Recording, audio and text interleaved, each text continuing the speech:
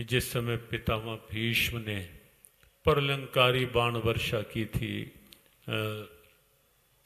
कुरुक्षेत्र की यही धरा, और अर्जुन का रथ चारों ओर से भीष्म के बाणों से ठका सा जा रहा था, और तब भगवान गोविंद रथ से कूद पड़े थे और कूद कर रथ से भाग निकले थे पितामह की ओर। कोई शस्त्र उठाना नहीं था भी नहीं कुछ वहां। चलते चलते एक रथ का पहिया सामने दिखाई दे गया। युद्ध भूमि थी, कोई टूट कर गिरा होगा। एक रथ का पहिया दिखाई दे गया और उसी रथ के पहिए को उंगली पर ले लिया और उसी ही चक्र का रूप दे दिया कि कोई ये भी ना कहे कि शस्त्र उठाया है। उठाया तो रथ का पहिया है, लेकिन जो चाहे कर दे, उस रथ के पहिए को ही चक्र का रूप दे दिया और भागे पितामह की ओर। आज तुझे छोड़ूंगा नहीं मैं।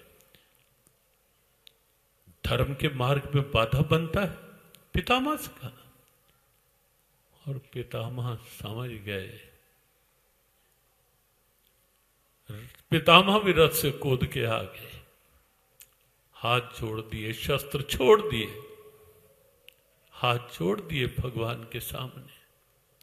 कि पितामह भी वो भाग्यशाली थे कुछ लोगों में जो जानते थे कि ये कृष्ण केवल अर्जुन के रथ का सारथी नहीं है, और इसीलिए हाथ जोड़कर खड़े हो गए।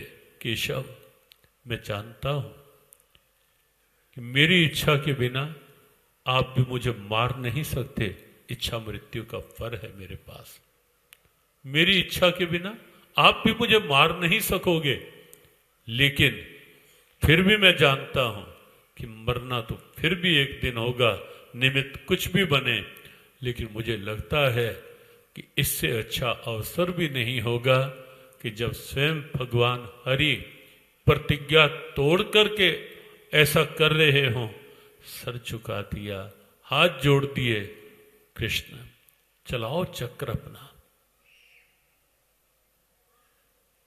लेकिन अर्जुन को ध्यान था कि प्रतिज्ञा टूट जाएगी।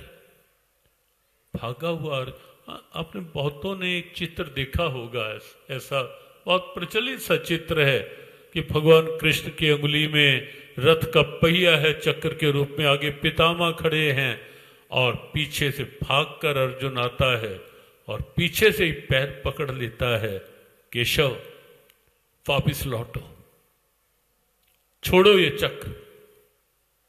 और तब भगवान वापिस लौटते हैं।